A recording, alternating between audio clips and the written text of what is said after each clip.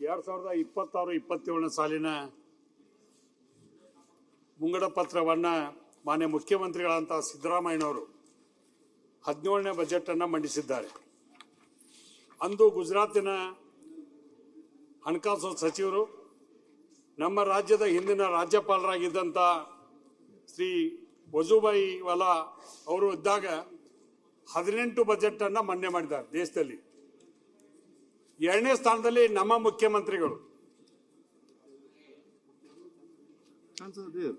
17ನೇ budget ಅನ್ನು ಮಂಡನೆ ಮಾಡೋದ್ರ ಮೂಲಕ ದೇಶದಲ್ಲಿ 2ನೇ ಸ್ಥಾನದಲ್ಲಿದೆ.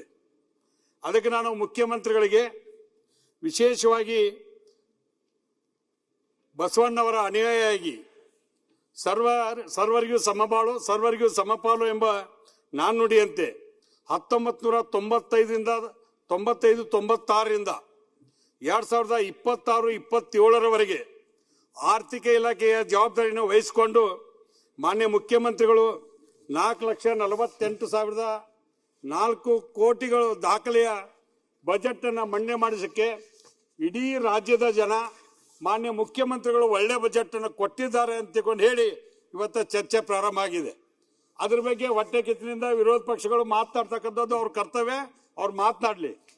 ಆದರೆ ಯಥಾವತ್ತಾಗಿ ನಾವು ಚುನಾವಣಾ ಪೂರ್ವದಲ್ಲಿ ಘೋಷಣೆ ಮಾಡಿದಂತ ಗ್ಯಾರಂಟಿಗಳನ್ನ ಜಾರಿ ಮಾಡುವ ಮೂಲಕ ಇಲ್ಲಿಯವರೆಗೆ 2026 ಫೆಬ್ರವರಿವರೆಗೆ 1,21,598 ಕೋಟಿ ರೂಪಾಯಿಗಳನ್ನ ಜನರ ಕಲ್ಯಾಣಕ್ಕಾಗಿ ವಿನಿಯೋಗಿಸಲಾಗಿದೆ. ಇಂಧನ ಇಲಾಖೆ ವತಿಯಿಂದ ಈ ಬಾರಿಗೆ ಗೃಹ ಜ್ಯೋತಿ ಯೋಜನೆಗೆ 10,578 ಕೋಟಿ, ಸಾರಿಗೆ ಇಲಾಖೆಯ ಶಕ್ತಿ ಯೋಜನೆಯಲ್ಲಿ 684 ಕೋಟಿ, ಒಟ್ಟು ಪ್ರಯಾಣಿಸಿದಂತ ಜನ 684 ಕೋಟಿ. ಈ ಬಾರಿ 5,300 ಕೋಟಿಯನ್ನ ಅದಕ್ಕೆ ಮೀಸಲಿಡಲಾಗಿದೆ. ಗೃಹಲಕ್ಷ್ಮಿ ಯೋಜನೆಗೆ ಪ್ರತಿ ತಿಂಗಳ 2,000 ಕೊಡ್ತಕ್ಕಂಥ ವ್ಯವಸ್ಥೆಗೆ 26,000 ಕೋಟಿ 608 ಕೋಟಿ ರೂಪಾಯಿಯನ್ನ ರಿಸರ್ವ್ ಮಾಡಲಾಗಿದೆ. ಆಮೇಲೆ ಅನ್ನಭಾಗ್ಯ ಯೋಜನೆಯಲ್ಲಿ ಈ ಬಾರಿ ಅಕ್ಕಿಯ ಬದಲಾಗಿ ಹೊಸ ನಿರ್ಣಯ ತೆಗೆದುಕೊಂಡು ಇಂದಿರಾ ಗಾಂಧಿ ಅವರ ಹೆಸರಲ್ಲಿ 6 ಕಿಟ್ಟನ್ನ ವಿತರಣೆ ಮಾಡತಕ್ಕಂಥ ನಿರ್ಣಯವನ್ನ ಮಾಡಿದ್ದಾರೆ. ಇದು ಕೂಡ ನಾನು ಹೇಳ್ತಕ್ಕಂಥದ್ದು ಇಷ್ಟೇ, 5 ಗ್ಯಾರಂಟಿ ಯೋಜನೆಯಿಂದ ಎಷ್ಟು ಜನರಿಗೆ ಒಳ್ಳೇದಾಗೈತೆ ಅಂದ್ರೆ ನಾವೆಲ್ಲ ಬಹಳ ಜನ ಇಲ್ಲಿ ವಿಧಾನಸಭೆಯಲ್ಲಿ ಕೂತ್ ಮಾತಾಡ್ತೇವೆ, ಗ್ಯಾರಂಟಿ ಹಂಗಾತು ಇದು ಹಿಂಗಾತು ಅಂತ. ಒಬ್ಬ ಮನೆ ಯಜಮಾನಿಗೆ 2,000 ಬರ್ದೇ ಇದ್ರೆ ನಮ್ಮ ಉತ್ತರ ಕರ್ನಾಟಕದಲ್ಲಿ ಕೆಲವು ಜನ ಹೆಣ್ಮಕ್ಳು ಮಾತಾಡ್ತಾರೆ, ತಿಂಗಳ 2,000 ರೂಪಾಯಿ ಬಂತೋ ಇಲ್ಲೋ, ಬರ್ದೇ ಇದ್ರೆ ಹತ್ತುಗಳನ್ನ ಸಸಿ ಅಂದ್ರು ಸರಿಯಾಗಿ ನೋಡ್ತಿಲ್ಲ ಅಂತ ಒಂದು ವಾತಾವರಣ ಇತ್ತು. ಇವತ್ತು ಹತ್ತಿಗಳ ಮೇಲೆ ಎಷ್ಟು ಜೀವ ಆಗ್ಯಾರ ಅಂದ್ರೆ ಹತ್ತಿನ ಬಹಳ ಪ್ರೀತಿಯಿಂದ ನೋಡ್ತಕ್ಕಂಥದ್ದು. ತಿಂಗಳ 2,000 ರೂಪಾಯಿ ಬರ್ತೈತಲ್ಲ ಅಂತ ಒಂದು ಭಾವನೆ ಆಗಿದೆ.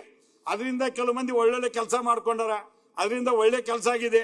ಅದಕ್ಕೆ ಮಾನ್ಯ ಮುಖ್ಯಮಂತ್ರಿಗಳು ವಿಶೇಷವಾಗಿ ನಾವು ಲಕ್ಷ್ಮಿ ಅಂತೇವಿ, ಲಕ್ಷ್ಮೀ ಹೆಬ್ಬಾಳ್ಕರ್ ಅವರು ಅದರ ಸಚಿವರಾಗಿ ಒಳ್ಳೆ ಕೆಲಸವನ್ನ ಮಾಡ್ಯಾರ ಅಂತಕೊಂಡು ಹೇಳಿ ನಾನು ಬಹಳ ವಿಚಾರದಿಂದ ಹೇಳಿಕೆ ಬಯಸ್ತೇನೆ. ಇದು ಕೂಡ ರೈತರ ಪರವಾಗಿ ನನಗೆ ಬಹಳ ಸಂತೋಷ ಆದದ್ದು ಸರ್. ಸೊಸೈಟಿಯಲ್ಲಿ ಸಾಲ ಮಾಡಿದಂಥ ರೈತರಿಗೆ ಇವತ್ತು 50,000 ರೂಪಾಯಿವರೆಗೆ ಏನು ಮಾಡಿದಂಥ ಬಾಕಿ ಇತ್ತ ಎಲ್ಲ ಹಣವನ್ನ ಕೊಡ್ಲಿಕ್ಕೆ ಇವತ್ತು ಮಾನ್ಯ ಮುಖ್ಯಮಂತ್ರಿಗಳು ಒಪ್ಪಿಗೆಯನ್ನು ಕೊಟ್ಟಿದ್ದಾರೆ. ಇದು ಕೂಡ ಕೃಷಿ ವಿಸ್ತಾರ ಅಂತಕೊಂಡು ಹೇಳಿ ಒಂದು ಯೋಜನೆಯನ್ನು ಘೋಷಣೆ ಮಾಡಿ 100 ಕೋಟಿ ರೂಪಾಯಿ ಅದಕ್ಕೆ ರಿಸರ್ವ್ ಮಾಡಿ ಇವತ್ತು ರೈತರಿಗೆ ಒಂದು ಸಂದೇಶವನ್ನು ಕೊಡ್ತಕ್ಕಂಥ ಕೆಲಸವನ್ನ ಇವತ್ತು ಈ ಬಜೆಟ್ನಲ್ಲಿ ಮಾಡಲಾಗಿದೆ. ಕೃಷಿ ಸಹಕಾರ ಇಲಾಖೆಯಿಂದ ಸಹಕಾರಿ ಸಂಘ ಸಂಸ್ಥೆಗಳಿಂದ 38 ಲಕ್ಷ ರೈತರಿಗೆ ಶೂನ್ಯ ಬಡ್ಡಿ ದರದಲ್ಲಿ ಇವತ್ತು ಸಾಲ ಕೊಡ್ತಕ್ಕಂಥದ್ದು ಒಂದು ನಿರ್ಧಾರ ತೆಗೆದುಕೊಂಡಿವೆ. ಕೃಷಿ ಇಲಾಖೆಯಿಂದ ಮತ್ತೆ ಕೃಷಿ ಹೊಂಡ, ಬೃಹತ್ ಪ್ರಮಾಣದ ಕಟಾವು ಮಷೀನ್ಗಳು, ನಮ್ಮಲ್ಲಿ ಕಬ್ಬು ಗಿಬ್ಬು ಕಟ್ ಮಾಡಬೇಕಾದಾಗ ಭಾಳ ಬಾಡಿಗೆನ ತೊಗೊಂಬಂದು ಹಚ್ಬೇಕಾಗಿತ್ತು. ಈ ಬಾರಿ ಒಂದು ಮಷೀನ್ಗೆ 58 ಲಕ್ಷ 60 ಲಕ್ಷ ಇರ್ತಿತ್ತು. ಅದಕ್ಕೆ ಸಬ್ಸಿಡಿ ಮೂಲಕ ಕೊಡೋದಕ್ಕೆ ರೈತರಿಗೆ ದೊಡ್ಡ ಇವತ್ತು ಸಹಾಯ ಆಗಿದೆ. ಆ ಸಣ್ಣ ಸಲಕರಣೆಗಳ ಜೊತೆ ಇಂಥ ದೊಡ್ಡ ಕೆಲಸಕ್ಕೂ ಕೈ ಹಾಕಿದಂತ ನಮ್ಮ ಮುಖ್ಯಮಂತ್ರಿಗಳ ಸೂಚನೆ ಮೇರೆಗೆ ಚಲುವರಾಯಸ್ವಾಮಿ ಅವರು ಕೃಷಿ ಸಚಿವರಾಗಿ ಕೂಡ ಮಾಡ್ತಕ್ಕಂದ್ರೆ RSK ಕಟ್ಟಡಗಳನ್ನು ಕೊಟ್ಟುವಂತ ತೀರ್ಮಾನ ಮಾಡ್ಯಾರ. ಬೇರೆ ಬೇರೆ ಕಡೆ ಕೃಷಿಗೆ ಒತ್ತು ಕೊಡ್ತಕ್ಕಂಥ ಕೆಲಸವನ್ನು ಮಾಡಿದ್ದಕ್ಕೆ ಮಾನ್ಯ ಮುಖ್ಯಮಂತ್ರಿಗಳಿಗೆ ಅಭಿನಂದನೆಗಳನ್ನ ಸಲ್ಲಿಸ್ತೇನೆ. ನಮ್ಮ ಜಲಸಂಪನ್ಮೂಲ ಇಲಾಖೆ, ನಮ್ಮ ಉತ್ತರ ಕರ್ನಾಟಕದಲ್ಲಿ ಜಲಸಂಪನ್ಮೂಲ ಇಲಾಖೆ ಅಂದ್ರೆ ನಮಗೆ ದೊಡ್ಡ ಅದೊಂದು ವರ ಇದ್ದಂಗೆ. ನಾವೆಲ್ಲರೂ ಕೂಡಿ ಏನ್ ಮಾತಾಡ್ತೇವೆ, ಕೃಷ್ಣ ಮತ್ತು ಕಾವೇರಿ ಎರಡು ಕಣ್ಣಿದ್ದಂಗೆ. ಅಶೋಕ್ ಅವರೇ, ಎರಡು ಪ್ರದೇಶದಲ್ಲಿ ಅಶೋಕಣ್ಣ ಕೂತ್ಕೊಳ್ಳಿಯಪ್ಪ, ಯಾಕೆ ಮಾಡ್ತಾ ಇಲ್ಲ? ಕೃಷ್ಣ ಮತ್ತು ಕಾವೇರಿ ಎರಡು ಕಂಡಿದ್ದಂಗೆ. ಕೃಷ್ಣ ಕಣಿವೆ ಭಾಗ, ಕಾವೇರಿ ಕಣಿವೆ ಭಾಗ ಎರಡೂ ಡೆವಲಪ್ ಆದಾಗ ಈ ರಾಜ್ಯ ಸುಧಾರಣೆ ಆಗಲಿಕ್ಕೆ ಸಾಧ್ಯ ಇದೆ. ಇವತ್ತು ಇತ್ತಾಗ ಒಂದು ವ್ಯವಸ್ಥೆ ಇದ್ರೆ ನಮ್ಮ ಭಾಗದಾಗ ಒಂದು ವ್ಯವಸ್ಥೆ ಇದೆ. ನಾವಿನ್ನೂ ಕಾಲುವೆ ಆಧುನೀಕರಣ ಮಾಡ್ತಕ್ಕಂಥ ವ್ಯವಸ್ಥೆಯಲ್ಲೇ ಇದ್ದೇವೆ. ಕಾಲುವೆ ಮಾಡಿದ್ರೆ ಕೊನೆ ಅಂಚಿನ ರೈತರಿಗೆ ನೀರು ಕೊಡ್ಲಿಕ್ಕೆ ಸಾಧ್ಯ ಇದೆ. ಅದಕ್ಕೆ ಆ ವಿಚಾರವಾಗಿ ಮಾನ್ಯ ಮುಖ್ಯಮಂತ್ರಿಗಳು ನಾ 2017-18 MLA ಇದ್ದಾಗ ಅವತ್ತು 1,060 ಕೋಟಿ ಕೊಟ್ಟಿದ್ರು. ಅವತ್ತದು ಅರ್ಧ ಆಯ್ತು, ಇನ್ನು ಉಳಿದದ್ದಕ್ಕೆ ಅರ್ಧಕ್ಕೆ ಈ ಸರ ಕೊಡ್ತೀವಿ ಅಂತ ಅವ್ರ ಮಾತನ್ನು ಕೂಡ ಕೊಟ್ಟಿದ್ದಾರೆ ಅನ್ನುವಂಥ ಮಾತನ್ನು ಹೇಳಿಕೆ ಬಯಸ್ತೇನೆ. ನಾನು ಬಹಳ ಉತ್ತರ ಕರ್ನಾಟಕದ ಜಲವಂತ ಸಮಸ್ಯೆ ಆದಂತ ಮಹದಾಯಿ ಕಳಸಾ ಬಂಡೂರಿ ಯೋಜನೆ ಜಾರಿ ಮಾಡಬೇಕು ಅಂತ ತಿಳ್ಕೊಂಡು ಹೇಳಿ ಉಪಮುಖ್ಯಮಂತ್ರಿಗಳಂತ DK ಶಿವಕುಮಾರ್ ಸಾಹೇಬರು ಅದರ ಸಚಿವರಾಗಿ ಮುಖ್ಯಮಂತ್ರಿಗಳು ಅವ್ರು ಕೂಡ ತೀರ್ಮಾನ ಮಾಡಿದ್ರು. ಟೆಂಡರ್ ಕರೆದು ಬಿಡೋಣ, ಯೋಜನೆ ಸ್ಟಾರ್ಟ್ ಆಗುತ್ತಾ, ಕೇಂದ್ರ ಸರ್ಕಾರ ಅನುಮತಿ ಕೊಟ್ಟೇ ಬಿಡ್ತೈತಿ, ನೀವು ಟೆಂಡರ್ ಕರೆದು ವರ್ಕ್ ಆರ್ಡರ್ ಕೊಟ್ಟಾರಿ ಕಾಂಟ್ರಾಕ್ಟರ್ಗೆ. ನಾನು ಈ ಭಾಗದ ಎಲ್ಲರಿಗೂ ಕೂಡ ಮತ್ತು ಅದೇ ರೀತಿಯಾಗಿ ಕೇಂದ್ರ ಸರ್ಕಾರದಲ್ಲಿ ಇರ್ತಕ್ಕಂಥ ನಮ್ಮ ರಾಜ್ಯದ ಎಲ್ಲ ಸಂಸದರಿಗೆ ಕೈ ಮುಗಿದು ಪ್ರಾರ್ಥನೆ ಮಾಡ್ತೇನೆ, ಈ ವಿಚಾರವಾಗಿ ಯಾರೂ ರಾಜಕಾರಣ ಮಾಡೋದು ಬೇಡ. ಏನಾರ ಮಾಡಿ ಮಹದಾಯಿ ಕಳಸಾ ಬಂಡೂರಿ ಯೋಜನೆ ಜಾರಿ ಮಾಡಲಿಕ್ಕೆ ನಾವು ಪಡಿತಕ್ಕಂಥ ನೀರು ಭಾರ 3.46, ಆ ನೀರನ್ನು ಅಷ್ಟು TMC ನೀರು ಪಡ್ಯಾಕ ಇಷ್ಟೆಲ್ಲ ಹೋರಾಟಗಳು ನಡ್ಕೊಂಡ್ಬಂದವು. ನಮ್ಮದು ವನ್ಯಜೀವಿ ಮಂಡಳಿಯಲ್ಲಿ ಕೇಂದ್ರ ಸರ್ಕಾರದಲ್ಲಿ ಅದಕ್ಕೆ ಅನುಮತಿ ಪಡ್ಲಿಕ್ಕೆ ಬರ್ತದೆ. ನಮ್ಮ ಸಬ್ಜೆಕ್ಟ್ ಬಂದಕ್ಕೆನ ಮುಂದೆ ಹಾಕ್ಬಿಡ್ತಾರೆ. ಅದಕ್ಕೆ ಅದು ಆಗದಂಗ ರೀತಿಯಲ್ಲಿ ಒಂದು ಸರ್ವಪಕ್ಷದ ಸಭೆಯನ್ನು ಕರ್ಕೊಂಡು ಹೋಗಿ ಮಾನ್ಯ ಮುಖ್ಯಮಂತ್ರಿಗಳು ಮಾಡಲಿ ಅಂತ ತಿಳ್ಕೊಂಡು ಹೇಳಿ ನಾವೆಲ್ಲರೂ ಕೂಡ ಒತ್ತಾಯವನ್ನು ಮಾಡಿದ್ದೇವೆ. ಅದಕ್ಕೆ ಅದೊಂದು ವಿಶೇಷವಾಗಿ ಅದು ಆಗ್ಬೇಕು ಅನ್ನೋಂಥ ಮಾತನ್ನು ಹೇಳ್ತೀವಿ.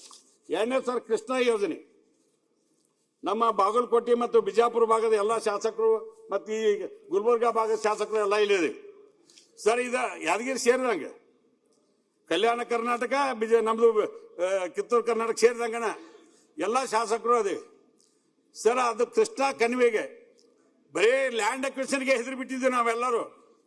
ಮುಖ್ಯಮಂತ್ರಿಗಳಿಗೆ ಎಷ್ಟು ಧೈರ್ಯ ಇರ್ಬೋದು ಅಂದ್ರೆ ಕನ್ಸೆಂಟ್ ರೈತರು ಕೂಡ ಮಾಡ್ಕೊಂಡು ಅದನ್ನ ವಿಶೇಷವಾಗಿ 30 ಲಕ್ಷ ರೂಪಾಯಿನ ಜಮೀನಿಗೆ ಕೊಡ್ತಕ್ಕಂಥದ್ದು, ನೀರಾವರಿ ಜಮೀನಿಗೆ 40 ಲಕ್ಷ ಕೊಡೋದ್ರ ಮೂಲಕ ಯಾ ಕೋರ್ಟ್ ಬೇಡ, ಯಾ ಕಚೇರಿ ಬೇಡ, ನಿಮ್ಮ ನೇರವಾಗಿ ಕೊಡ್ತೇನೆ ಅನ್ನುವಂಥ ಮಾತನ್ನು ಅವ್ರು ಹೇಳಿದರು.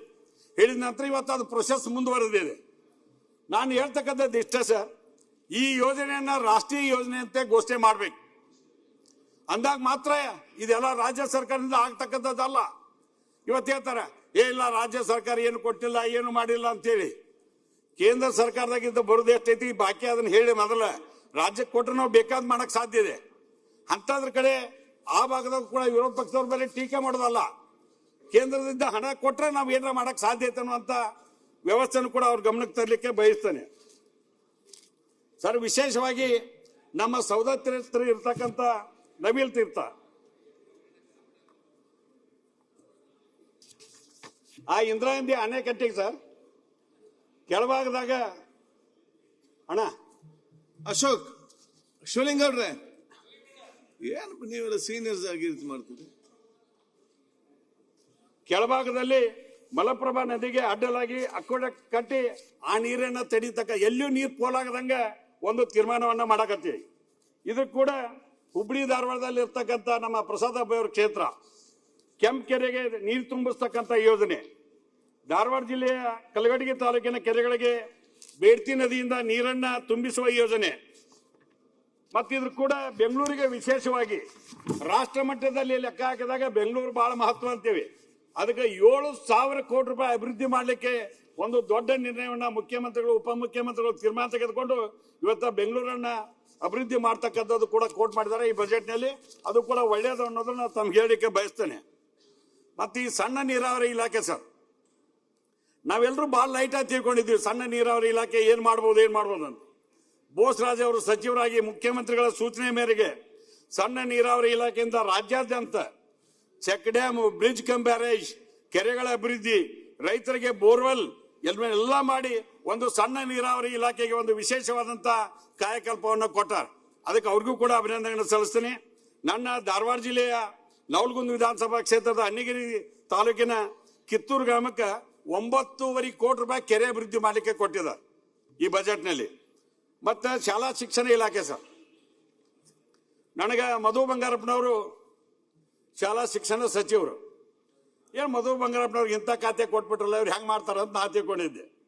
ಮಾನ್ಯ ಮುಖ್ಯಮಂತ್ರಿಗಳು ಉಪಮುಖ್ಯಮಂತ್ರಿಗಳ ಸೂಚನೆ ಮೇರೆಗೆ ಇವತ್ತು ಹೆಂಗೆ ಕೆಲಸ ಮಾಡಕತ್ತಂದ್ರೆ, ಇಡೀ ರಾಜ್ಯದಲ್ಲಿ KPSC ಶಾಲೆಗಳನ್ನು ತೆರೆಯೋದ್ರ ಮೂಲಕ 1ನೇತಿಂದ ಹಿಡ್ಕೊಂಡು 12ನೇ ಮಟ್ಟಿಗೆ ಒಂದೇ ಕಾಂಪೌಂಡ್ನಲ್ಲಿ ಅದಕ್ಕೆ ಮೂಲಭೂತ ಸೌಕರ್ಯಕ್ಕಾಗಿ 3 ಕೋಟಿ 4 ಕೋಟಿ 5 ಕೋಟಿ ಹಣ ಕೊಟ್ಟು ಇವತ್ತು ಡೆವಲಪ್ಮೆಂಟ್ ಮಾಡ್ತಕ್ಕಂಥ ಒಂದು ಗ್ರಾಮೀಣ ಮಕ್ಕಳ ಶೈಕ್ಷಣಿಕ ಒಂದು ಇದಕ್ಕೆ ವಿಶೇಷವಾದಂಥ ಒತ್ತನ್ನು ಕೊಟ್ಟಿದ್ದಕ್ಕೆ ಸರ್ಕಾರಕ್ಕೆ ಅಭಿನಂದನೆಗಳನ್ನು ಸಲ್ಲಿಸ್ತೇನೆ.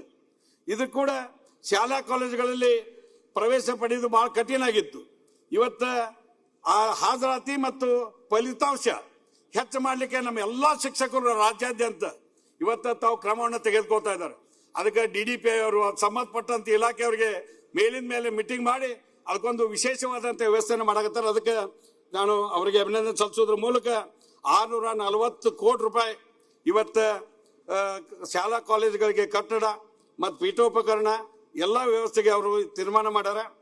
ಮತ್ತು ಖಾಲಿ ಇದ್ದಂಥ ಯುವಕರಿಗೆ ಮೊನ್ನೆ ಧಾರವಾಡದಲ್ಲಿ ಹೋರಾಟ ಮಾಡಿದ್ರು.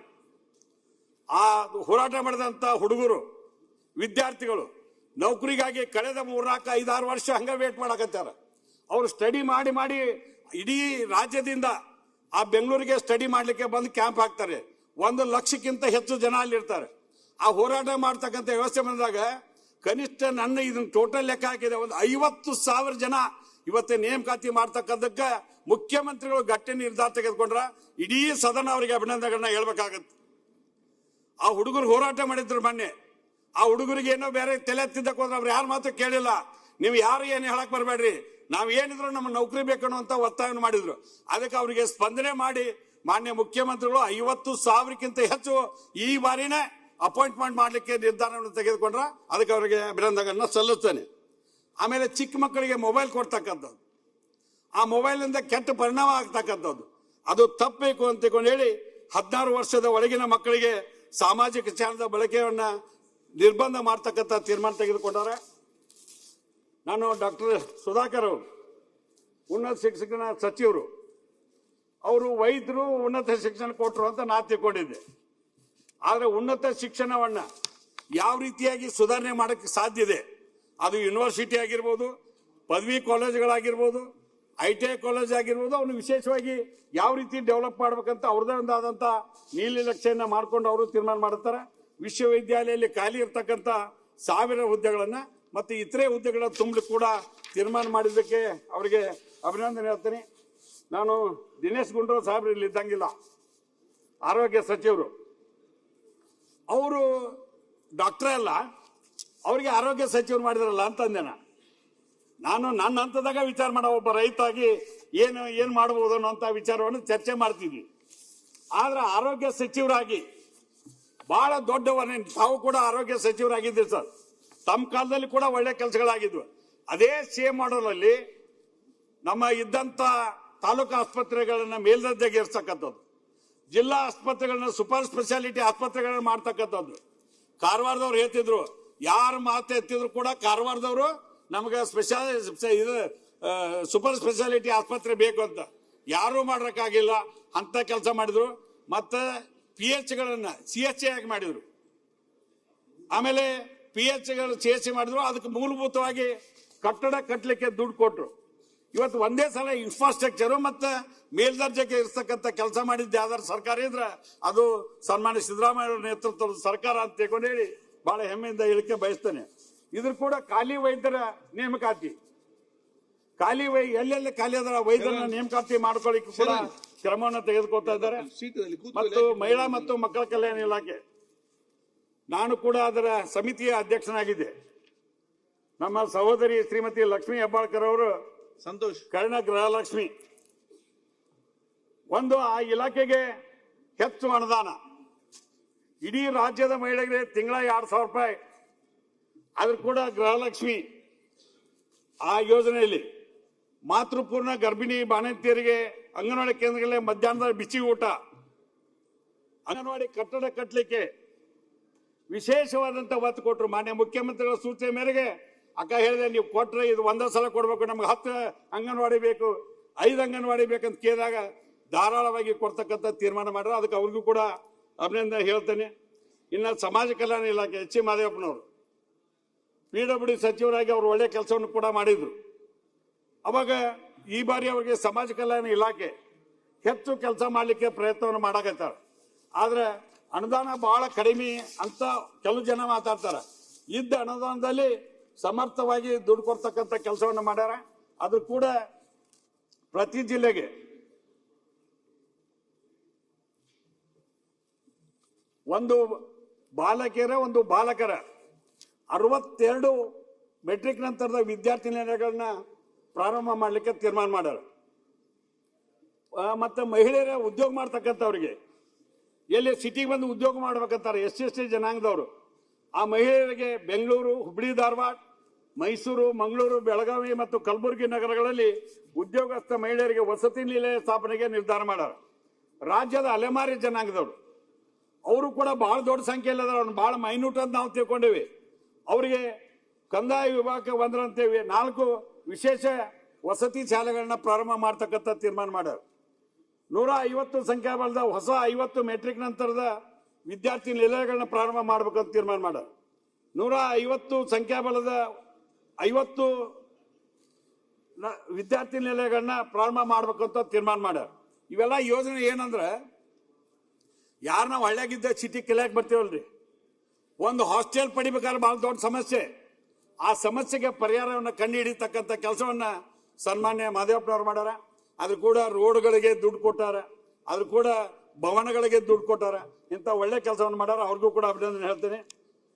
ಎಲ್ಲರಿಗಿಂತ ಒಂದು ವಿಶೇಷ ಅಂದ್ರೆ BJ ಜಮೀರ್ ಅಹಮದ್ ಖಾನ್ ಅವರು ಅಲ್ಪಸಂಖ್ಯಾತರ ಮತ್ತು ವಸತಿ ಸಚಿವರು. ಸರ್, ಮಾನ್ಯ ನಾವು ಹುಬ್ಬಳ್ಳಿಯಾಗ ಒಂದು ಕಾರ್ಯಕ್ರಮ ಮಾಡಿದ್ವಿ. ಆ ಬಡ ಜನತೆಗೆ ಆ ಮನಿ ಹಂಸಾಂತರ ಮಾಡ್ತಕ್ಕಂಥ ಕಾರ್ಯಕ್ರಮ ಮಾನ್ಯ ಮುಖ್ಯಮಂತ್ರಿಗಳು ಬಂದಿದ್ರು. ಕಣ್ತುಂಬ ಎಷ್ಟು ಜನ ನೋಡ್ತೀವಿ ಅಷ್ಟು ಜನ ಹುಬ್ಳಿ ತುಂಬ ಇದ್ರು. ಆ ಜನರಿಗೆ ಒಂದೇ ಭಾವನೆ ಇತ್ತು, ನಮ್ಮ ಮನಿ ಯಾವಾಗ ಕೀ ಓಪನ್ ಮಾಡ್ತೀವಿ, ನಾವು ಯಾವಾಗ ಒಳಗೆ ಹೋಗ್ತೀವಿ ಅಂತ.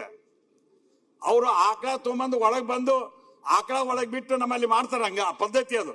ಫಸ್ಟ್ ಆಕಳ ಒಳಗೆ ಬಿಟ್ಟು ಒಳಗೆ ಹೋಗ್ತಕ್ಕಂಥ ಒಂದು ಕಾರ್ಯಕ್ರಮ ಮಾಡಿದ್ರು. ಬಹಳ ಅದ್ಭುತವಾಗಿ ಆ ಕಾರ್ಯಕ್ರಮ ನಡೆಯಿತು. ಇಡೀ ರಾಜ್ಯದ ಜನ ಅಲ್ಲಿ ಭಾಗವಹಿಸಿದ್ರು. ಎಲ್ಲ ಜಿಲ್ಲಾ ಕೇಂದ್ರಗಳಲ್ಲಿ ಕೂಡ ಉದ್ಘಾಟನೆ ಮಾಡಿದ್ವಿ. ನನ್ನ ವಿಧಾನಸಭಾ ಕ್ಷೇತ್ರದಲ್ಲಿ ಸರ್ ನವಳೂನ್ ಸಿಟಿಗೆ 63 ಎಕರೆ ಮುಖ್ಯಮಂತ್ರಿಗಳು ಜಮೀನು ಖರೀದಿ ಮಾಡ್ಲಿಕ್ಕೆ ದುಡ್ಡು ಕೊಟ್ಟರು ಮತ್ತು ಮನೆಗಳನ್ನು ಕಟ್ಟಲಿಕ್ಕೆ ದುಡ್ಡು ಕೊಟ್ಟಿರ. ಅದೇ ರೀತಿಯಾಗಿ ಅಣ್ಣಿಗೆರೆಯಲ್ಲಿ 19.5 ಎಕರೆ ಜಮೀನನ್ನು ಖರೀದಿ ಮಾಡಿವಿ. ಎಲ್ಲ ಹಳ್ಳಿಯಲ್ಲಿ 5 ಎಕರೆ 10 ಎಕರೆ ಖರೀದಿ ಮಾಡ್ತಕ್ಕಂಥ ತೀರ್ಮಾನ ಮಾಡಿ ಒಟ್ಟೆ ಒಂದು 200 ಎಕರೆ ಜಮೀನನ್ನು ಖರೀದಿ ಮಾಡಿ ಬಡವರಿಗೆ ಮನೆ ಕೊಡ್ತಕ್ಕಂಥ ತೀರ್ಮಾನವನ್ನು ಮಾಡಿದೆ. ಅದಕ್ಕೆ ಮಾನ್ಯ ವಸತಿ ಸಚಿವರಿಗೆ ಇನ್ನೂ ಹೆಚ್ಚಿನ ಮನೆ ಕೊಡಬೇಕು. ನಾ ಹೇಳಿದ್ವಿ, ಈ ಬಾರಿ 1,20,000 ಮನೆ ಕಟ್ಟಕ್ಕೆ ಆಗೋದಿಲ್ಲ. ಬಸವಸತಿ ಯೋಜನೆಯಲ್ಲಿ 1,20,000 ಏನಾಗುತ್ತೆ, ನೀವು ಅದನ್ನ 3 ಲಕ್ಷ ಮಾಡಬೇಕು ಅಂತ ಹೇಳಿದ್ವಿ. ಈ ಬಾರಿ 2 ಲಕ್ಷ ಮಾಡ್ರೆ ಮುಂದಿನ ಸಲ 3 ಲಕ್ಷ ಮಾಡ್ತೀವಿ ಅನ್ನೋಂಥ ಭರವಸೆಯನ್ನ ಮುಖ್ಯಮಂತ್ರಿಗಳು ಅವ್ರು ಸೇರೇ ಕೊಟ್ಟಾರ. ಅದಕ್ಕೆ ಅವರಿಗೆ ಅಭಿನಂದನೆ ಹೇಳ್ತೇನೆ. ಆಮೇಲೆ SC ಜನಾಂಗದವ್ರಿಗೆ 3 ಮಾಡ್ಯಾರ, ಅವ್ರಿಗೆ 4 ಮಾಡ್ಬೇಕು. ಅಂದ್ರೆ ಬಡವರಿಗೆ ಮನೆ ಕಟ್ಟಲಿಕ್ಕೆ ಸಹಾಯ ಮಾಡಿದಾಗ ಸಾಧ್ಯ ಇದೆ. ಈಗ ಕೊಳಚೆ ಮಂಡಳಿಯಿಂದ ಮನೆ ಕಟ್ತೀವಿ. ಆ ಇದ್ರೊಳಗೆ ಕಟ್ಟಬೇಕಾದಾಗ 1 ಲಕ್ಷ ಕಟ್ಟಬೇಕು. ನಾವು ಅವ್ರಿಗೆ 1 ಲಕ್ಷ ಕಟ್ಟಿದ್ರೆ 7.5 ಲಕ್ಷ ಫ್ರೀ ಮನಿ ಕಟ್ಕೊಡ್ತಾರೆ. ಸರ್, ನಮ್ಮಲ್ಲಿ ಮನೆ ಕಟ್ಟೇನಿ, ಯಾರು ಕೂಡ ದೊಡ್ಡವ್ರ ಮನೆ ಹಂಗೈತಿ ಅದೇ ಸೇಮ್ ಪದ್ಧತಿಯಲ್ಲಿ ಕಟ್ಟೀವಿ. ಆದ್ರೆ ಮಾನ್ಯ ಮುಖ್ಯಮಂತ್ರಿಗಳು ಸ್ವತಃ ನೋಡ್ಲಿಕ್ಕೆ ಬಂದಿದ್ರು. ಅದಕ್ಕಂತ ಒಳ್ಳೆ ಕೆಲಸಗಳನ್ನ ಮಾಡ್ತಕ್ಕಂಥ ಪ್ರಯತ್ನ ಈ ಸರ್ಕಾರ ಮಾಡ್ತೈತೆ ಅನ್ನುವಂತ ಮಾತನ್ನ ಹೇಳೋದ್ರ ಜೊತೆಗೆ ನಾನು ನಮ್ಮ ಬೇರೆ ಬೇರೆ ಕಡೆ ಮೌಲಾಜ್ ಆಜಾದ್ ಸ್ಕೂಲ್ಗಳು 400 ಕೋಟಿ ವೆಚ್ಚದಲ್ಲಿ ಮತ್ತೆ ಹೆಸರಾಂತ ಶಿಶ್ನಾಳ್ ಶರೀಫ್ರ ಉತ್ತರ ಕರ್ನಾಟಕದಲ್ಲಿ ಅವ್ರ ಹೆಸರು ಹೇಳಿದ್ರೆ ಸಾಕು, ಅಂತ ದೊಡ್ಡ ಪುಣ್ಯಾತ್ಮನ ಹೆಸರಿನಲ್ಲಿ 25 ವಸತಿ ಶಾಲೆಗಳನ್ನ ಪ್ರಾರಂಭ ಮಾಡ್ತಕ್ಕಂಥ ತೀರ್ಮಾನ ಮಾಡಿದ್ವಿ. ಅದಕ್ಕೆ ಬೆಂಗಳೂರಿನಲ್ಲಿ 100 ಸಂಖ್ಯಾಬಲದ 4 ಉದ್ಯೋಗಸ್ಥ ಮಹಿಳೆಯರಿಗೆ ನಿಲಯಗಳನ್ನ ಸ್ಥಾಪನೆ, ಉತ್ತರ ಕರ್ನಾಟಕದ ಹುಬ್ಬಳ್ಳಿ ಮತ್ತು ಕಲ್ಯಾಣ ಕರ್ನಾಟಕದ ಕಲಬುರಗಿಯಲ್ಲಿ 10 ಭವನಗಳನ್ನ ನಿರ್ಮಾಣ ಮಾಡ್ತಕ್ಕಂಥ ತೀರ್ಮಾನ ತೆಗೆದುಕೊಂಡ್ವಿ. ಅದಕ್ಕೆ ನಾನು ಸರ್ಕಾರಕ್ಕೆ ಅಭಿನಂದನೆ ಹೇಳ್ತೀನಿ. ಇನ್ನೊಂದು ವಿಶೇಷ ಅಂದ್ರೆ ಸರ್, ಕಾರ್ಮಿಕ ಇಲಾಖೆ. ನಾನು ಕಳೆದ 30 ವರ್ಷದಿಂದ ವಿಧಾನಸಭೆ ವಿಧಾನ ಪರಿಷತ್ ಇದೆಲ್ಲ ಈಗ ಚರ್ಚೆ ನೋಡ್ಕೋತಾ ಬಂದಿದ್ದೆ. ಕಾರ್ಮಿಕ ಇಲಾಖೆ ಸಚಿವರು ಯಾರಕ್ಕಾರಂತ ಗೊತ್ತಾಗಿರ್ಲಿಲ್ಲ, ಯಾರದಾರಂತ ಗೊತ್ತಾಗಲಿಲ್ಲ. ನಮ್ಮ ಸಂತೋಷ್ ಲಾಡ್ ಅವರು ಅದ್ರ ಸಚಿವರಾದ್ರು. ಏನ್ ಮಾಡ ನಿಂಗೆ ಇಂಥ ಖಾತೆ ಕೊಟ್ಬಿಟ್ರ ಏನ್ ಮಾಡ್ತೀವಿ ಅಂತಂದೆ. ಮುನೆ ಪ್ರಕಾಶ್, ನಾ ಇದ್ದಿದ್ರದಾಗ ಮಾಡಿ ತೋರಿಸ್ತೇನೆ ನೋಡು ಅಂತಂದ್ರು. ಸರ್, ಒಂದು ಗಿಗ್ ಕಾಯ್ದೆ ಅಂತ ಒಂದು ಮಸೂದೆಯನ್ನು ತಗೊಂಬಂದು ಇಡೀ ದೇಶ ಮೆಚ್ಚ ಸರ್ ಅವ್ರು ತಂದಂತ ಕಾಯ್ದೆಗೆ. ಮುಖ್ಯಮಂತ್ರಿಗಳ ಸೂಚನೆ, ಸನ್ಮಾನ್ಯ ರಾಹುಲ್ ಗಾಂಧಿ ಅವ್ರ ಸೂಚನೆ, ಆ ಗಿಗ್ ಕಾಯ್ದೆಯನ್ನು ತಂದದಕ್ಕೆ ಇವತ್ತು ಬಹಳ ಜನ ಹ್ಯಾಪಿ ಅವರು. ಆದ್ರೂ ಕೂಡ ಕಾರ್ಮಿಕ ಇಲಾಖೆಯಿಂದ ಹೊಸ ಹೊಸ ಯೋಜನೆಗಳು ಜಾರಿ ಮಾಡೋದ್ರ ಮೂಲಕ ಇವತ್ತ ಕಾರ್ಮಿಕ ಇಲಾಖೆ ಅಂತ ಗೊತ್ತು ಮಾಡಿಕೊಟ್ಟು ಎಷ್ಟು ಜನರಿಗೆ ರಾಟಿ ಕೊಡಬೇಕು, ಎಷ್ಟು ಜನರಿಗೆ ಕೂಲಿ ಕಾರ್ಮಿಕರಿಗೆ ಇವನ್ ಕೊಡ್ಬೇಕು ಅನ್ನೋಂಥ ವ್ಯವಸ್ಥೆ ಮಾಡಿದ್ರು. ಇದ್ರ ಕೂಡ ಆ ಕೂಲಿ ಮಾಡ್ತಕ್ಕಂಥ ಕಾರ್ಮಿಕರ ಮಕ್ಕಳಿಗೆ ಕಳೆದ ಬಾರಿ 42 ವಸತಿ ಶಾಲೆ, ಈ ಬಾರಿ 62 ವಸತಿ ಶಾಲೆ, ಒಟ್ಟು 104 ಕಾರ್ಮಿಕರ ಮಕ್ಕಳ ವಿದ್ಯಾಭ್ಯಾಸಕ್ಕಾಗಿ ಶ್ರಮಿಕ ವಸತಿ ಶಾಲೆಗಳ ಮಂಜೂರು ಮಾಡೋದರ ಮೂಲಕ ಒಂದು ಇತಿಹಾಸವನ್ನು ನಿರ್ಮಾಣ ಮಾಡಿದರು. ಅದಕ್ಕೆ ನಮ್ಮ ಜಿಲ್ಲೆಯ ಹೈಟೆಕ್ ಮತ್ತು ನಾವು 5 ಸ್ಟಾರ್ ಇದ್ದಂಗೆ ಮಂತ್ರಿ ಅಂದ್ರೆ ಏನು ತಗೊಂಡಿನಿ, ಸಂತೋಷ್ ಲಾಡ್ ಸಾಹೇಬ್ ಅಂದ್ರೆ 5 ಸ್ಟಾರ್ ಇದ್ದಂಗೆ ಅದ. ಅದಕ್ಕೆ ನಮ್ಮ ಜಿಲ್ಲೆಯ ಕಲಘಟಗಿ, ನವಲಗುಂದ, ಧಾರವಾಡ ಮತ್ತು ಕುಂದಗೋಳಕ್ಕೆ 4 ಶಾಲೆಗ, ಬೇರೆ ಕಡೆ 104 ಒಟ್ಟು ಬಂದವ ಅನ್ನುವಂಥ ಮಾತನ್ನು ಹೇಳ್ತೇನೆ. ಇದ್ರ ಕೂಡ ನಾನು ಮಾನ್ಯ ಮುಖ್ಯಮಂತ್ರಿಗಳಿಗೆ ಮತ್ತು ಪ್ರಿಯಾಂಕ ಖರ್ಗೆ ಸಾಹೇಬರಿಗೆ ವಿನಂತಿ ಮಾಡ್ತಕ್ಕಂಥದ್ದು. ಸರ್, ಗ್ರಾಮೀಣಾಭಿವೃದ್ಧಿ ಪಂಚಾಯತ್ ರಾಜ್ಯ ಇಲಾಖೆ ಬಹಳ ಮಹತ್ವದ ಇಲಾಖೆ. ಗ್ರಾಮಗಳು, ಜಿಲ್ಲಾ ಪಂಚಾಯತಿ, ತಾಲೂಕು ಪಂಚಾಯತಿ ಮತ್ತು ಗ್ರಾಮ ಪಂಚಾಯತಿ ಅಭಿವೃದ್ಧಿ ಆಗಬೇಕಾದ್ರೆ ಈ ಇಲಾಖೆ ಮಹತ್ವದ್ದು. ಅದಕ್ಕೆ ನಾವು ವಿಶೇಷವಾಗಿ ಅಭಿವೃದ್ಧಿ ಮಾಡೋ ಕಡೆ ಸನ್ಮಾನ್ಯ ಪ್ರಿಯಾಂಕ ಖರ್ಗೆ ಸಾಹೇಬರು ಪ್ರಯತ್ನವನ್ನು ಮಾಡ್ತಾರೆ. ಮುಖ್ಯಮಂತ್ರಿಗಳ ಸೂಚನೆ ಕೂಡ ಇದೆ ಅನ್ನುವಂಥ ಮಾತನ್ನು ಹೇಳಿ ನನಗೆ ಬಹಳ ನೋವಾದದ್ದು ಸರ್,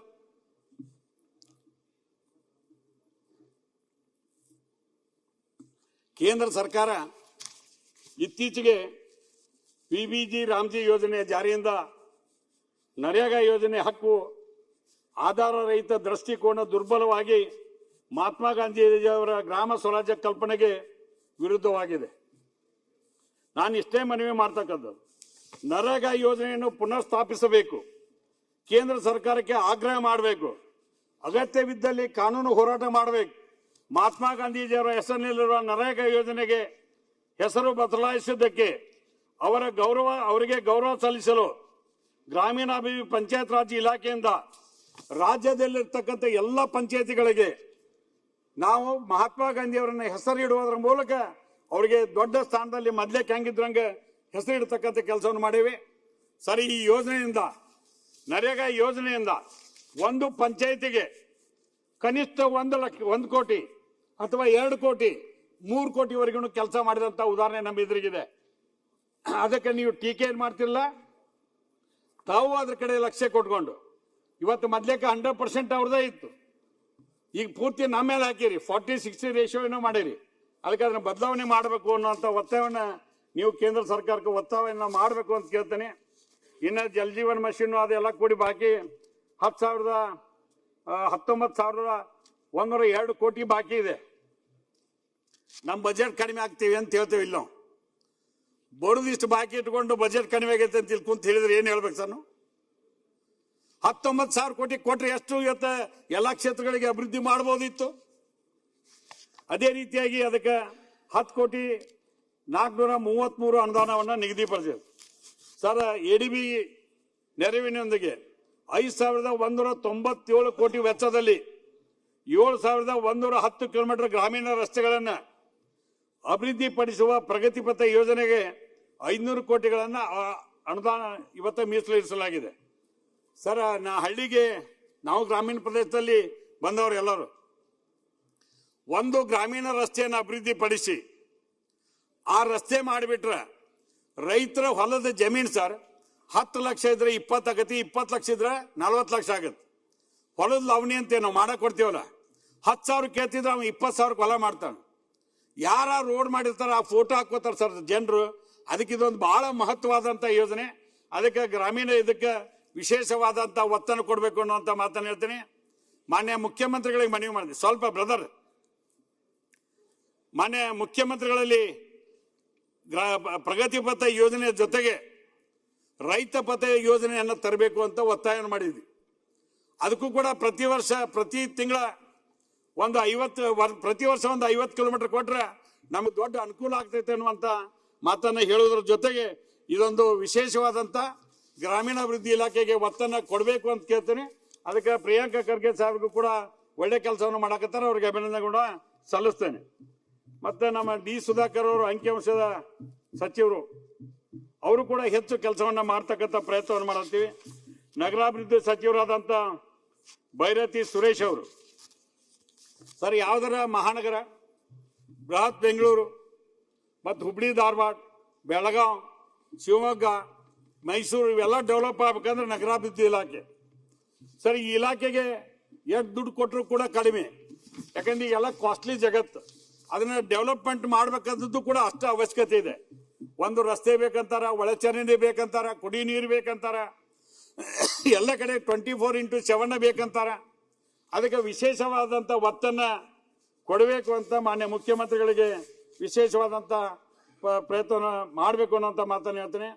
ನಗರಾಭಿವೃದ್ಧಿ ಇಲಾಖೆಯಿಂದ ಸರ್, ನನ್ನ ವಿಧಾನಸಭಾ ಕ್ಷೇತ್ರದ ಅಣ್ಣಿಗೇರಿ ಟೌನ್ಗೆ 124 ಕೋಟಿ ರೂಪಾಯಿ ಅಣ್ಣಿಗೇರಿಗೆ ಒಳಚರಂಡಿ ಯೋಜನೆಗೆ ಅನುಮತಿ ಕೊಟ್ಟರೆ ಅದಕ್ಕೆ ಸರ್ಕಾರಕ್ಕೆ ನಾನು ಅಭಿನಂದನೆಗಳನ್ನ ಸಲ್ಲಿಸ್ತೇನೆ ಎನ್ನುವಂತ ಮಾತನ್ನ ಹೇಳೋದ್ರ ಮೂಲಕ ನಾನು ವಿದ್ಯಾರ್ಥಿಗಳ ಅನುಕೂಲಕ್ಕಾಗಿ ಧಾರವಾಡ ಮತ್ತು ಬೆಂಗಳೂರಿನಲ್ಲಿ 2 ವಿದ್ಯಾರ್ಥಿಗಳಿಗಾಗಿ ಇಂದಿರಾ ಕ್ಯಾಂಟೀನ್ ತಯಾರು ಮಾಡ್ರಿ ಸರ್, ಧಾರವಾಡದಾಗ 2 ಮಾಡ್ರಿ, ಹುಬ್ಳಿ ಒಳಗೆ 1 ಮಾಡ್ರಿ, ಬೇರೆ ಕಡೆ 1 ಮಾಡ್ರಿ ಅನ್ನುವಂತ ಮಾತನ್ನ ನಮ್ಮಲ್ಲಿ ಏನ್ 4 ಮಂಜೂರಾಗ್ಯಾವ ಅದು ಹೆಚ್ಚು ಧಾರವಾಡದಾಗ ವಿದ್ಯಾರ್ಥಿಗಳಿಂದ ಅವ್ರಿಗೆ ಅನುಕೂಲ ಆಗಲಿ ಅನ್ನುವಂತ ಮಾತನ್ನ ಹೇಳ್ತಾರೆ. ಮತ್ತೆ ಲೋಕೋಪಯೋಗಿ ಇಲ್ಲ ಸರ್ ಇಲಾಖೆ ಸರ್, ಇಡೀ ರಾಜ್ಯದಲ್ಲಿ ರಾಷ್ಟ್ರೀಯ ಹೆದ್ದಾರಿ, ರಾಜ್ಯ ಹೆದ್ದಾರಿ, ಜಿಲ್ಲಾ ಮುಖ್ಯ ರಸ್ತೆ ಇವೆಲ್ಲ ಡೆವಲಪ್ ಆಗದೇ ಇದ್ರೆ ರಾಜ್ಯಕ್ಕೆ ಗೌರವ ಬರಲ್ಲ ಸರ್. ಆ ಡೆವಲಪ್ ಆಗ್ಬೇಕಾದ್ರೆ ಲೋಕೋಪಯೋಗಿ ಇಲಾಖೆಗೆ ಹೆಚ್ಚಿನ ಹಣ ಬೇಕಾಗುತ್ತೆ. ಈಗಾಗಲೇ ಮಾನ್ಯ ಮುಖ್ಯಮಂತ್ರಿಗಳು ಬಹಳ ದೊಡ್ಡ ಪ್ರಮಾಣದಲ್ಲಿ ಲೋಕೋಪಯೋಗಿ ಇಲಾಖೆಗೆ ದುಡ್ಡನ್ನು ಕೊಟ್ಟಾರ. ಅದರ ಸಚಿವರಾಗಿ ನಮ್ಮ ಸತೀಶ್ ಜಾರಕಿಹೊಳಿ ಸಾಹೇಬರು ಎಲ್ಲ ಶಾಸಕರಿಗೂ ಇವತ್ತು ಈ ಕಡೆ ಬಾಗಿರ್ಬೋದು ಆ ಕಡೆ ಬಾಗಿರ್ಬೋದು ಹೆಚ್ಚಿನ ಅನುದಾನ ಕೊಟ್ಟಾರ ಅಂತಿಕೊಂಡು ಹೇಳಿ ನಾವು ರಸ್ತೆಗಳನ್ನ ರಿಪೇರಿ ಮಾಡಲಿಕ್ಕೆ ಸ್ವಲ್ಪ ಪ್ರಮಾಣದಲ್ಲಿ ಸಾಧ್ಯ ಆಗಿದೆ ಸರ್. ಕಳೆದ 5 ವರ್ಷ ಭಾರಿ ಮಳೆಯಾಗಿ 1 ರಸ್ತೆಗಳು ಉಳಿದಿಲ್ಲ. ಆ ರಸ್ತೆಗಳ ಮರು ನಿರ್ಮಾಣ ಮಾಡ್ತಕ್ಕಂಥದ್ದು ಬಹಳ ಅವಶ್ಯಕತೆ ಇದೆ. ಇವತ್ತು ನಾವು ಎಲ್ಲರೂ ಏನಾರ ಒಂದು ಸ್ವಲ್ಪ ಗೌರವ ಉಳಿದತ್ತಂದ್ರೆ PWD ಇಲಾಖೆಗೆ ಹೆಚ್ಚು ದುಡ್ಡು ಬಂದದಕ್ಕನ, ಇಲ್ಲಿಕ್ಕೆ ನಾವು ಬಹಳ ಕಠಿಣ ಇತ್ತು ಸರ್. ನಾವು ಮಾಡ್ಬೇಕಾರೆ ಸೇತುವೆಗಳೇ ಕಿತ್ತು ಹೋಗ್ಬಿಟ್ಟವು. ಅದಕ್ಕೆ ಇವತ್ತು 2,000 ಕೋಟಿ ರೂಪಾಯಿ ಇವತ್ತು ಅದಕ್ಕೆ ವಿಶೇಷವಾದಂತ ವ್ಯವಸ್ಥೆನ ಮಾಡಿದಕ್ಕೆ ಅಭಿನಂದನೆ ಸಲ್ಲಿಸ್ತೇನೆ ಸರ್.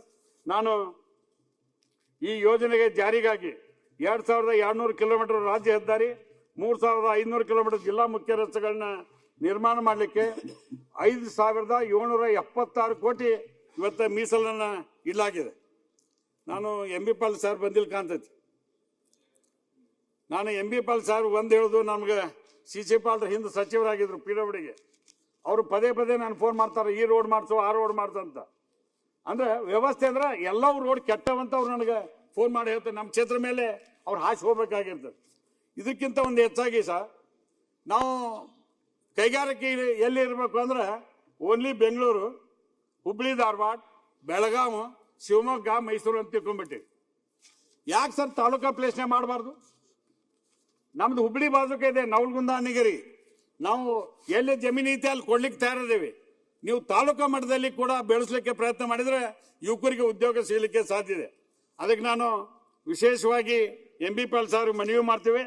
ತಾವು ಕೂಡ ಗ್ರಾಮೀಣ ಪ್ರದೇಶದಿಂದ ಬಂದವರು, ಅದಕ್ಕೂ ಕೂಡ ಹೆಚ್ಚಿನ ಒತ್ತು ಕೊಡೋದ್ರ ಮೂಲಕ ಎಲ್ಲ ತಾಲೂಕುಗಳಿಗೆ ಎಲ್ಲೆಲ್ಲಿ ಸಾಧ್ಯ ಇದೆ ಅಲ್ಲಿ ಯಾವ ಬ್ರ್ಯಾಂಡ್ ಬೇಕಾಗೈತಿ ಆ ಕಡೆ ಪ್ರಯತ್ನವನ್ನು ಮಾಡಿ ಡೆವಲಪ್ ಮಾಡ್ಬೇಕನ್ನುವಂತ ಮಾತನ್ನ ಹೇಳೋದ್ರ ಜೊತೆಗೆ ನಾನು ಹಿಂದೂ ವರ್ಗದ ಇಲಾಖೆಯ ಸಚಿವರಾಗಿ ಶಿವರಾಜ್ ತಂಗಡಿಗೆ ಅವ್ರು ಕೆಲಸ ಮಾಡತ್ತ. ನಾನು ವಿಶೇಷವಾಗಿ ಪ್ರಾರ್ಥನೆ ಮಾಡ್ತಕ್ಕಂಥದ್ದು, ನಾವು ಕನಕ ಬೇಗವನ್ನ ಬೇಕಂದ್ರು ಅವ್ರನ್ನ ಕೇಳಬೇಕು, ಹಿಂದೂ ವರ್ಗ ಇಲಾಖೆ OBC ಜನಾಂಗಕ್ಕೂ ಅವ್ರನ್ನ ಕೇಳಬೇಕು, ಅದಕ್ಕೂ ಕೂಡ ಹೆಚ್ಚು ಅನುದಾನ ಬೇಕಾಕೈತಿ. ಮುಖ್ಯಮಂತ್ರಿಗಳು ಅದಕ್ಕೆ ಅದಿಂದಲೇ ಒಂದು 10-12 ನಿಗಮ ಬರ್ತಾವು. ಆ ಎಲ್ಲ ನಿಗಮಗಳಿಗೆ ಹೆಚ್ಚಿನ ಅನುದಾನ ಕೊಡೋದ್ರ ಮೂಲಕ ಇದಕ್ಕೊಂದು ವಿಶೇಷ ಕಾಯಕಲ್ಪವನ್ನು ಎಲ್ಲ ಸಮಾಜಕ್ಕೆ ಕೊಡ್ತಕ್ಕಂಥ ವ್ಯವಸ್ಥೆನ ಮಾಡಬೇಕು ಅಂತ ಕೇಳ್ತೇನೆ. ಇದ್ರ ಕೂಡ ಕಾನೂನು ಮತ್ತು ಸಂಸದೀಯ ಮತ್ತು ಪ್ರವಾಸೋದ್ಯಮ ಸರ್, ಇದಕ್ಕೆ HK ಪಾಲ್ ಸಾಹೇಬ್ರು ಹಿರಿಯ ಸಚಿವರಾಗಿದ್ದಾರೆ. ನಾನು ಒಂದು ಹೇಳ್ತೇನೆ ಸರ್, ಪ್ರವಾಸೋದ್ಯಮ ಇಲಾಖೆ ಬಹಳ ಇಂಪಾರ್ಟೆಂಟ್. ನಮ್ಮ ಮೊನ್ನೆ ಕೇರಳಕ್ಕೆ ಹೋಗಿದ್ದೆ. ಕೇರಳದಲ್ಲಿ ಪ್ರವಾಸೋದ್ಯಮದ ಮೇಲೆ ಎಲ್ಲ ನಡೀತೈತಿ, ಗೋವಾದಲ್ಲಿ ಅದೇ ನಡೀತೈತಿ. ನಮ್ಮ ಕರ್ನಾಟಕದಲ್ಲಿ ಕೂಡ ಪ್ರವಾಸೋದ್ಯಮಕ್ಕೆ ಹೆಚ್ಚು ಒತ್ತನ್ನು ಕೊಡೋದ್ರ ಮೂಲಕ ಅವರು ಕಾನೂನು ಇಲಾಖೆ ಸಚಿವರಾಗಿ ಒಳ್ಳೆ ಕೆಲಸ ಮಾಡ್ತಾರೆ, ಅದನ್ನು ನೋ ಡೌಟ್. ಆದರೆ ಪ್ರವಾಸೋದ್ಯಮಕ್ಕೆ ಹೆಚ್ಚು ಕೊಡಬೇಕಾದ್ರೆ ಅದಕ್ಕೆ ಹೆಚ್ಚು ಅನುದಾನ ಬೇಕಾಗುತ್ತೆ. ಅದಕ್ಕೆ ಮಾನ್ಯ ಮುಖ್ಯಮಂತ್ರಿಗಳಲ್ಲಿ ವಿನಂತಿ ಮಾಡ್ತೀನಿ. ನಾನು ವಿಧಾನಸಭಾ ಕ್ಷೇತ್ರದಾಗ ಸರ್ ಪ್ರತಿ ದಿವಸ 1 ಲಕ್ಷ ಜನ ಬರ್ತಾರೆ ರಾಮಲಿಂಗ ಕಾಮಗ್. ಇಡೀ 5 ದಿವಸ 5 ಲಕ್ಷ ಜನ. ಯಮನೂರ್ ಜಾತ್ರೆ ನಡೀತೈತಿ, 1 ದಿವಸಕ್ಕೆ 1 ಲಕ್ಷ, ಮುಂದೆ 80,000, ಹಿಂಗ 30,000 ಮಠ 5 ದಿವಸ ಜಾತ್ರೆ ನಡೀತೈತಿ. ಅಂತ ಒಳ್ಳೊಳ್ಳೆ ಪ್ಲೇಸು ಬನಶಂಕರಿ ಇದೆ, ಯಲ್ಲಮ್ಮನಗುಡ್ಡ ಇದೆ. ನಮ್ಮಲ್ಲಿ ಅಂತ ಪ್ರವಾಸೋದ್ಯಮವನ್ನ ಅಭಿವೃದ್ಧಿ ಮಾಡೋದ್ರ ಮೂಲಕ ವಿಶೇಷ ಒತ್ತನ್ನು ಕೊಡಬೇಕು ಅನ್ನುವಂಥ ಮಾತನ್ನ ತಮ್ಮ ಮೂಲಕ ಕೇಳಿಕೆ ಬಯಸ್ತೇನೆ.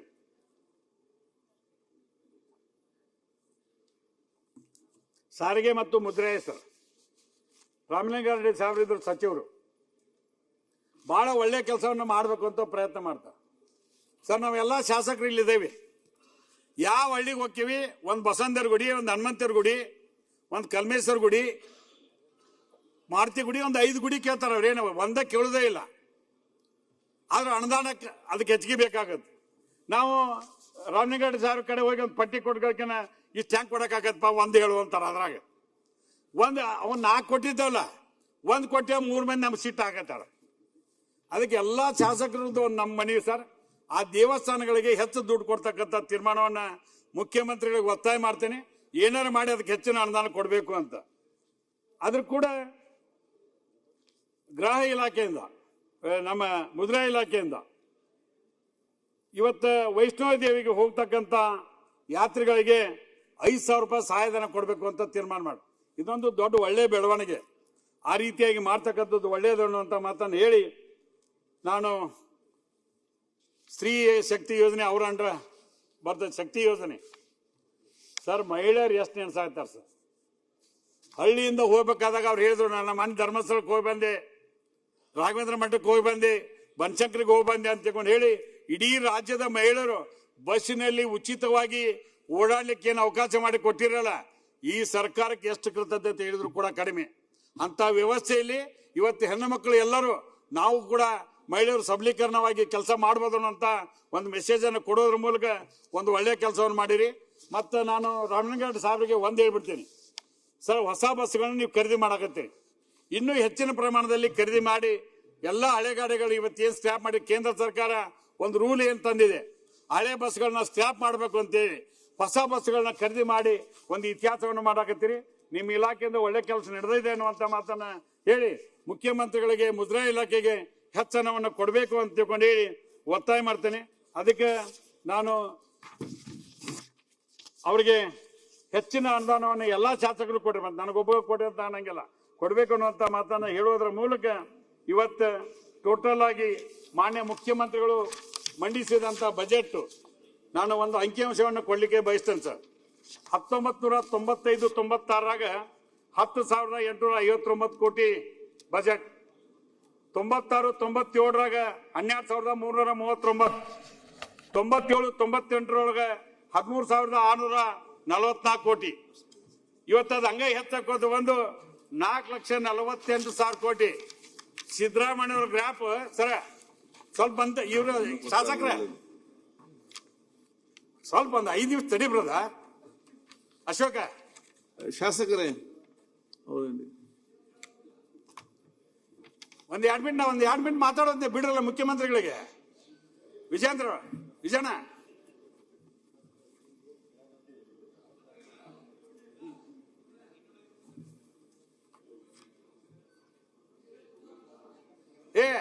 ನಮ್ಮ ಹೀರೋ ನಾವು ಹೋಗೋದ ಬೇರೆಯವ್ರು ಹೋಗ್ತಾರನ.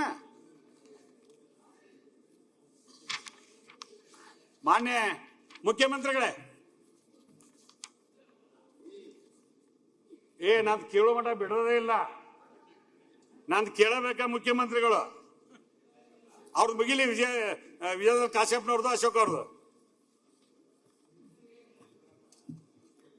ವಿಜಯ್ ಕಾಶ್ಯಪ್, ಅಶೋಕ್ ಅವ್ರ ಮಾತನ್ನ ಕೋನ್ ರೆಡ್ಡಿ ಅವರು. ನಾ ಮಾತಾಡಿದ ಏನು ಕೇಳವಲ್ಲ ಮುಖ್ಯಮಂತ್ರಿಗಳಿಗೆ. ಈ ಒಂದು 2 ಮಿನಿಟ್ ಮುಗಿಸ್ಬಿಡ್ತೇನೆ. ಸರ್ ನಾ ಏನ್ ಹೇಳಾಕತ್ತಿದ್ದೆ 95-96ಗೆ 10,859 ಕೋಟಿ ರೂಪಾಯಿ ಬಜೆಟ್ ಮಂಡನೆ ಮಾಡೋದ್ರ ಮೂಲಕ ಪ್ರಾರಂಭ ಆದಂತ ನಿಮ್ಮ ರಥ ಎಲ್ಲಿವರೆಗೂ ಬಂದ್ಬಿಟ್ಟಿದೆ ಅಂದ್ರ 2026-27ಕ್ಕೆ 4,48,000 ಕೋಟಿ.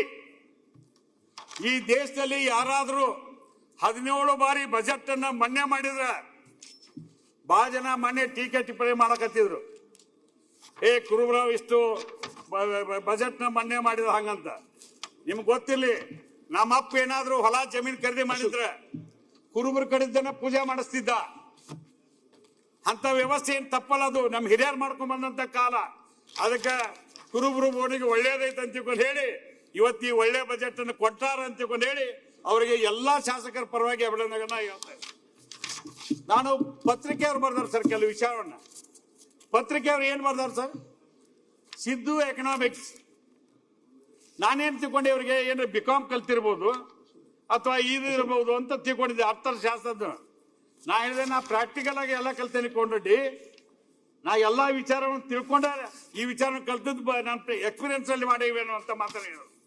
ಅದಕ್ಕೆ ನಾ ಮುಖ್ಯಮಂತ್ರಿಗಳಿಗೆ ಇವತ್ತೇನು ಸಿದ್ದು ಎಕನಾಮಿಕ್ಸ್ ಅಂದಾರಲ್ಲ, ಈ ಕನ್ನಡ ಸಿದ್ದು ಎಕನಾಮಿಕ್ಸ್ ಈ ಬಾರಿ 29,000 ಕೋಟಿ ಕೇಂದ್ರದಿಂದ ಕಡಿಮೆ ಆಯ್ತು. ಆಮೇಲೆ GST ಹೊರತಿಂದ 10,000 ಕೋಟಿ ಕಡಿಮೆ ಆಯ್ತು. ಅವಾಗ ಮುಖ್ಯಮಂತ್ರಿಗಳು ಬಜೆಟ್ ಅನ್ನ ಹೆಂಗ್ ಮಂಡನೆ ಮಾಡ್ತಾರ ಅಂತ ಹೇಳಿ ನಮಗೆಲ್ಲ ದೊಡ್ಡ ಚಿಂತೆ ಆಗಿತ್ತು. ಅಂತ ಸಂದರ್ಭದಲ್ಲಿ ಈ ಬಜೆಟ್ ಓದಿದ ದಿವಸ ಸರ್ವರಿಗೂ ಸಮಬಾಳು ಸರ್ವರಿಗೂ ಸಮಪಾಲು ಅಂತಕ್ಕಂಥ ತೀರ್ಮಾನವನ್ನು ಮಾಡಿದ್ರು. ಮುಖ್ಯಮಂತ್ರಿ ಸಿದ್ದರಾಮಯ್ಯನವರು, ಉಪಮುಖ್ಯಮಂತ್ರಿ DK ಶಿವಕುಮಾರ್ಗಳು ಇವರಿಬ್ರು ಜೋಡಿ ಎತ್ತಾಗಿ ಇವತ್ತ ನಮ್ಮ 138 ಜನ ಶಾಸಕರು ಒಂದೇ ಪಕ್ಷದಿಂದ ಆಯ್ಕೆ ಮಾಡಲಿಕ್ಕೆ ಕಾರಣೀಭೂತರಾದ್ರು. ಅವರ ನೇತೃತ್ವದಲ್ಲಿ ಒಳ್ಳೆ ಆಡಳಿತವನ್ನು ಕೊಟ್ಟೇವಿ, ಒಳ್ಳೆ ವ್ಯವಸ್ಥೆ ಐತಿ.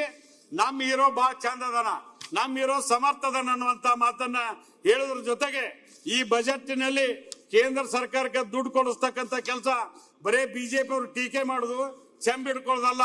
ನಿಮ್ಮದು ದೊಡ್ಡ ಚೆಂಬಿದೆ, ನಿಮ್ ಚೆಂಬ್ ಸುದ್ದಿಲ್ಲದಕ್ಕೆ ಹಿಂಗಾಗೈತೆ. ನಮ್ಗೆ ಸರಿಯಾಗಿ ಅನುದಾನ ಕೊಡೋದ್ರ ಮೂಲಕ ಒಳ್ಳೆ ಬಜೆಟ್ ಅನ್ನ ಇವತ್ತೇನು ಮುಖ್ಯಮಂತ್ರಿಗಳು ಮಾಡ್ಯಾರ, ಒಂದು ವರ್ಡರ್ ಮಾಡಿದ ಕೆಲಸ ಒಳ್ಳೇದನ್ರಿ. ಬರೇ ನೆಗೆಟಿವ್ ಥಿಂಕ್ ಮಾಡ್ತಕ್ಕಂಥದ್ದು ಅಲ್ಲ ಅನ್ನುವಂತ ಮಾತನ್ನು ಹೇಳಿ ನನಗೆ ಅನುಮತಿ ಕೊಟ್ಟದಕ್ಕಾಗಿ ತಮಗೆ ವಿಶೇಷವಾದಂತ ಅಭಿನಂದನೆ ಹೇಳ್ತೇನೆ ಸರ್. ನಮ್ಮ ಮುಖ್ಯಮಂತ್ರಿಗಳು ಮಂಡಿಸಿದ ಬಜೆಟ್ ಒಳ್ಳೆ ಬಜೆಟ್, ಸರ್ವರಿಗೂ ಸಮಬಾಳು ಸರ್ವರಿಗೂ ಸಮಪಾಲು.